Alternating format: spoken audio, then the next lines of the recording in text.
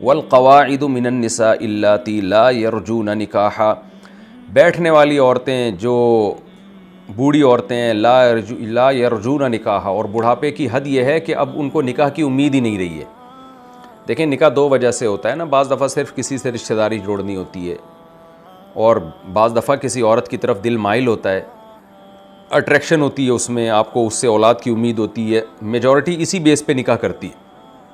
تو اگر کسی عورت کی ایج اتنی زیادہ ہو گئی کہ اب اسے یہ امید نہیں ہے کہ مجھ میں اتنی اٹریکشن رہی ہے کہ اٹریکشن کی بیس پہ کوئی مجھ سے نکاح کرے، تو وہ عورتیں اس آیت میں داخل ہیں۔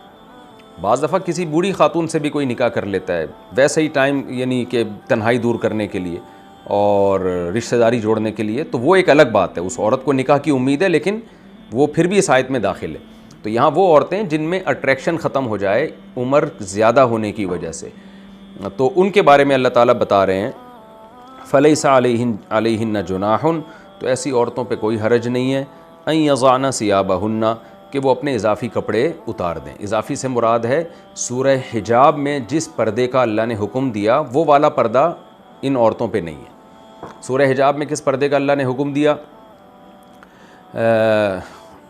جس کو سورہ احزاب بھی کہا جاتا ہے، یا ایھا النبی قل لازواجک وبناتک ونساء المؤمنین یدنین علیہن من جلابیبہن، اے نبی آپ اپنی بیویوں سے، بیٹیوں سے اور عام مسلمان عورتوں سے کہہ دیجئے کہ گھر سے جب وہ نکلیں تو اپنے اوپر چادر ڈال دیں، یا اپنے اوپر سے مراد ہے اپنے سر پہ، تاکہ اس سے چہرہ چھپ جائے۔ تو وہ آیت ہے جس نے چہرے کے پردے کو واجب کیا ہے، لیکن آگے اللہ نے اس کی حکمت بیان کی ہے کہ وہ حکمت میں پہلے والے ایپیسوڈ میں بہت ڈیٹیل سے بیان کر چکا ہوں، اس کو میں دوبارہ ریپیٹ نہیں کروں گا۔ وہ حکمت یہ کہ فتنے کا خوف ہے، تو اس لیے امام شافعی، امام احمد بن حنبل کے نزدیک تو چہرہ چھپانا بہر صورت فرض ہے، چاہے فتنے کا خوف ہو یا نہ ہو۔ تو ان کے نزدیک اس آیت کا مطلب یہ ہوگا کہ چہرہ بھی سطر میں داخل ہے، لیکن بوڑھی عورتیں اس سے مستثنیٰ ہیں، وہ چہرے پہ چادر ہٹا سکتی ہیں۔ اور امام حنیفہ کے نزدیک اس آیت کا مطلب یہ ہے کہ چہرے کا پردہ چونکہ فتنے کے خوف سے ہے، تو بوڑھی عورتوں میں فتنے کا اندیشہ نہیں ہے، اس لیے اللہ نے بوڑھی عورتوں کو واضح طور پر بیان کر دیا کہ وہ جوان عورتوں کو ہم نے چہرے کا پردہ کرنے کا حکم دیا ہے فتنے کے خوف سے۔ بوڑھی میں چونکہ فتنے کا اندیشہ ہی نہیں ہے تو ان پر کوئی حرج نہیں ہے کہ وہ اپنے اضافی چادر کو وہ اتار لیں۔ تو یہ دونوں کی تفسیر کو میں دوبارہ ریپیٹ کر دیتا ہوں۔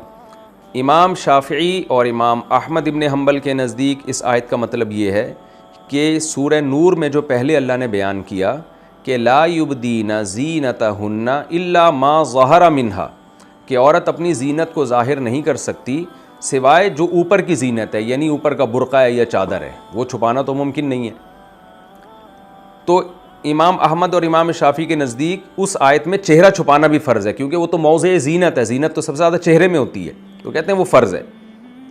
اور اس آیت میں اللہ نے بوڑھی عورت کو مستثنیٰ کر دیا کہ چہرہ کا پردہ فرض بوڑھی عورت پہ نہیں ہے، یعنی تمام ائمہ کے نزدیک اس آیت کا مطلب یہ ہے کہ بوڑھی عورت چہرہ اگر نہ چھپائے تو کوئی حرج نہیں ہے، اپنے اضافی کپڑے اتارنے کا مطلب جو اضافی چادر ہے جس نے چہرے کو چھپایا ہوا تھا وہ اتار سکتی ہے، لیکن تفسیر میں اختلاف ہے۔ تو امام احمد، امام شافعی کہتے ہیں کہ دیکھو وہاں پہ عورت پہ چہرہ چھپانا بہر صورت فرض تھا، سورہ نور کی جو شروع کی آیتیں، یہاں اللہ نے چھوٹ دے دی ہے کہ بوڑھی عورت اس سے مستثنیٰ ہے۔ جبکہ امام ابو حنیفہ کے نزدیک سورہ نور کی جو شروع کی آیتیں تھیں نا، لا یبدین زینتہن الا ما ظہر منہا، کہ اپنی زینت ظاہر نہیں کریں گی سوائے اس کے کہ چہرہ اور ہتھیلی وہ ظاہر کر سکتی ہیں۔ تو امام ابو حنیفہ کے نزدیک اس آیت کا مطلب یہ ہوا کہ جوان عورت کا جو چہرہ اور ہاتھ ہے وہ سطر میں داخل نہیں ہے، بلکہ سورہ حجاب سے پتہ چلتا ہے کہ وہ فتنے کی وجہ سے چھپایا جاتا ہے۔ باقی باڈی تو فتنہ ہو یا نہ ہو بہرحال چھپائی جائے گی، لیکن چہرہ جو ہے وہ فتنے کی وجہ سے چھپایا جاتا ہے۔ تو بوڑھی عورت میں چونکہ فتنہ نہیں ہے تو اس لیے اللہ نے اس کو الگ سے بیان کر دیا کہ وہ چہرہ کھول سکتی ہے، کیونکہ اس میں فتنے کا اندیشہ نہیں ہے۔ تو یہ تھوڑا سا دونوں کے نزدیک دونوں کی تفسیر میں فرق آ جائے گا، یعنی دونوں کے مسئلے میں اختلاف ہے، تو اختلاف ہے اس وجہ سے کہ ایک کے نزدیک آیت کی تفسیر کچھ اور ہے، دوسرے کے نزدیک آیت کی تفسیر کچھ اور ہے، اور دونوں اقوال ہمیں صحابہ سے ملتے ہیں۔ تو خلاصہ یہ ہوا کہ امام حنیفہ کے نزدیک اس آیت کا مطلب یہ ہوا کہ بوڑھی عورتیں ان پر کوئی حرج نہیں ہے کہ اپنی اضافی کپڑے کو اتار لیں، کیونکہ یعنی یہ لفظ چھپا ہوا ہے کیونکہ ان کو وہ فتنہ نہیں ہے جو جوان عورت کو ہے.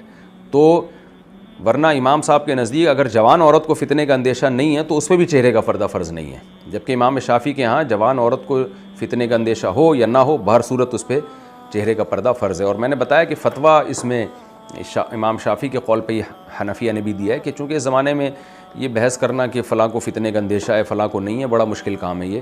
اس سے شہوت پرستی کا دروازہ کھلے گا. جوان عورتیں وہ کہیں گی ہمیں تو فتنہ نہیں ہے. اب یہ فیصلہ کون کرے گا بیٹھ کے کہ آپ کو فتنہ ہے یا نہیں ہے؟ تو اس لیے فتنے کا دروازہ بند کرنے کے لیے ہر جوان عورت کو یہی حکم دیا جائے گا کہ وہ چہرہ چھپائے. تو احناف نے اسی قول کو اختیار کیا ہے. ضرورت کے مواقع مستثنیٰ ہے، وہ میں کئی بار اس کی ڈیٹیل بتا چکا ہوں. لیکن بہرحال بوڑھی عورت اگر چہرے کا پردہ نہیں کرتی تو اس پہ کوئی حرج نہیں ہے. اس کو اللہ تعالیٰ نے واضح طور پر اس حکم کو بیان کر دیا. غیر متبرجات بزینہ، بشرطے کہ اپنی زینت کو ظاہر کرنے والی نہ ہو. اس کے دو مطلب ہو سکتے ہیں. ایک تو یہ کہ ان کی نیت زینت کا اظہار نہ ہو، اور دوسرا مطلب یہ ہو سکتا ہے کہ بشرطے کہ وہ زینت کے مواقع جس کو کھولنا ہر حال میں ناجائز ہے اس کی ظاہر کرنے والی نہ ہو. یعنی جس کی گنجائش ہے وہ چہرہ اور ہاتھ ہی ہے، اور پاؤں بھی اس میں داخل ہے میں نے بتایا. تو اس کے علاوہ اضافی زینت کو ظاہر نہ کریں. وہ آگے اللہ تعالیٰ فرماتے ہیں وَأَن يَسْتَعْفِفْنَا، اور اگر وہ اس سے بھی احتیاط کریں گی یعنی وہ چہرے کا پردہ بھی کریں گی، خیر لہن، تو یہ ان کے لیے زیادہ بہتر ہے. واللہ سمیع علیم، اللہ سننے والا اور جاننے والا ہے.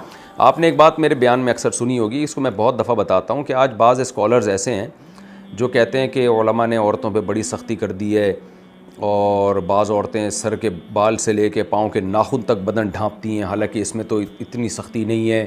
اور بعض عورتیں جو ہے وہ آواز کا بھی پردہ کرتی ہیں. ابھی کوئی جامع ازہر کے کسی مولانا صاحب کا کوئی فتویٰ کسی نے شیئر کیا، پتہ نہیں صحیح ہے یا غلط ہے، کہ اسکول میں جو ہے لڑکیوں پہ اسکارف پہ پابندی کا مطالبہ کیا انہوں نے کہ چہرے کا پردہ اسلام میں نہیں ہے تو عورت چہرہ کھولے گی. جو لڑکیاں اسکول میں جا رہی ہیں ان کو اسکارف لینے کی اجازت نہیں ہے. تو میں نے اس پہ بیان کیا تھا کہ شریعت میں پردے کی کچھ حدود ہیں، لیکن کوئی بھی عورت جتنا زیادہ پردہ کرے تو اسلام اس کو اپریشیٹ بہرحال کرتا ہے. یعنی اس کی حوصلہ افزائی کی جائے گی، حوصلہ شکنی نہیں کی جائے گی. تو اگر آپ چہرہ کھولنے کی گنجائش دیتے بھی ہیں تو بھی اگر کوئی عورت چہرہ چھپانا چاہے تو اسلام میں فضیلت اسی کی ہے. لہذا ایسا قانون بنانا کہ عورت چہرے کا پردہ کر نہیں سکتی یہ بہرحال حرام ہے، یہ قانون ظلم ہوگا. تو آپ دیکھیں اس کی کتنی بڑی دلیل یہ ہمارے پاس یہ آیت ہے کہ اللہ تعالیٰ بوڑھی عورت کو بھی کہہ رہے ہیں کہ تم چہرہ کھول سکتی ہو، لیکن اگر تم اس سے بھی احتیاط کرو تو یہ بہتر ہے. تو جب بوڑھی عورت سر کے بال سے لے کے پاؤں کے ناخن تک اگر پردہ کرتی ہے تو اللہ اس کے عمل کی بھی حوصلہ افزائی کر رہے ہیں. تو جوان عورت اگر بہت زیادہ پردہ کرے تو اور اچھی بات ہے، جتنا زیادہ پردہ کرے گی اتنا اچھا ہے. ہاں اتنا پردہ کہ شریعت کے احکام میں کوتاہی ہونا شروع ہو جائے یا حقوق العباد میں کوتاہی ہونا شروع ہو جائے پھر وہ ناجائز ہے. حقوق العباد میں کوتاہی بھی ہو سکتی ہے بعض دفعہ. مثال کے طور پر ایک عورت جو ہے اس کا شوہر مر گیا، چھوٹے یتیم بچے ہیں اور ان کا کمانے والا کوئی نہیں ہے، تو پھر عورت جاب کرتی ہے، ملازمت کرتی ہے، تو وہ اس شدید پردے کے ساتھ جو اسلام میں لازم نہیں ہے مستحب ہے وہ نہیں جاب کر سکتی، اور بچے بھوکے مر رہے ہیں تو گنہگار ہوگی پھر وہ. اسی طرح نماز پڑھنا ہے کہیں، اب وہاں پر جو ہے وضو کے لیے عورت کو چہرہ کھولنا پڑ رہا ہے تو مجبوری ہے، پھر وضو کا حکم وہ زیادہ مؤکد ہے. تو حتی الامکان اپنے آپ کو مردوں سے چھپائے، لیکن وضو تو بہرحال کرنا پڑے گا اس کو. تو جہاں اللہ کا کوئی حکم ٹوٹ رہا ہو یا مخلوق کی حق تلفی ہو رہی ہو تو وہاں پھر یہ کہا جائے گا کہ شریعت نے جو گنجائش دی ہے اس سے فائدہ اٹھایا جائے. لیکن نارملی کوئی بھی خاتون جتنا سخت سے سخت پردہ کرتی ہے تو شریعت اس کو اپریشیٹ ہی کرتی ہے، اس کی حوصلہ افزائی